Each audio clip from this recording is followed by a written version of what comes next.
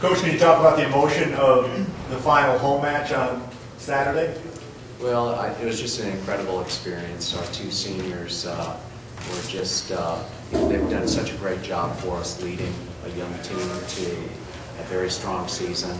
They put us into a position where we're competing for a spot in the NCAA championships at the end of the year. Really, we just wouldn't be where we are without the contributions of Amy Markoff and Ashley Ponte, their great play, and especially their character and leadership.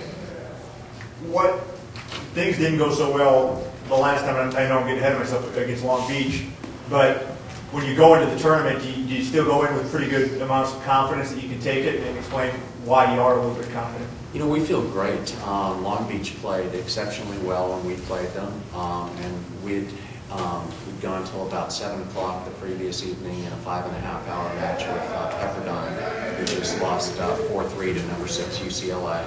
And I just feel like our focus wasn't quite there, our legs weren't quite there, and we're just looking forward to, I mean, obviously our first round match with Cal State Northridge, which is going to be a big challenge in itself. What are you kind of taking a second to maybe savor some things for the last time with your last run here, or are you not thinking about it? How are you kind of doing all that stuff? You know, I think for me personally, last year was just a great year. We had a successful season, 4 amazing seniors, 2 of whom, Brittany Blaylock and Susie Matzenauer, reached the NCAA championships. They defeated the #1 doubles team in the nation. And I really wasn't sure if this team, you know, could they match that level of play, and they have just done amazingly well. Our 4 freshmen yesterday against Fresno State were undefeated in their singles and doubles. Fresno's been to the round of 16 5 out of the last 6 years, so for 4 freshmen to come in and have that kind of success in that venue was remarkable. Yeah. Finally, for me, you've got a young team and you've got a lot of young girls in important positions with this. Is there a little bit of concern that come playoff time they're not going to know what it takes? Or? You know, really not at all. They are tough kids, and what stood out about them when I was recruiting them was just how hard they fought, how hard they worked, how much they loved competing, and they have really risen to the occasion every match all year. And I have no doubts at all that we'll play well in the tournament. Hugh, last week I asked you, are you surprised by the year? You pretty much said yes. Do you still feel the same way even a week later? You have to reflect a little bit more on your season?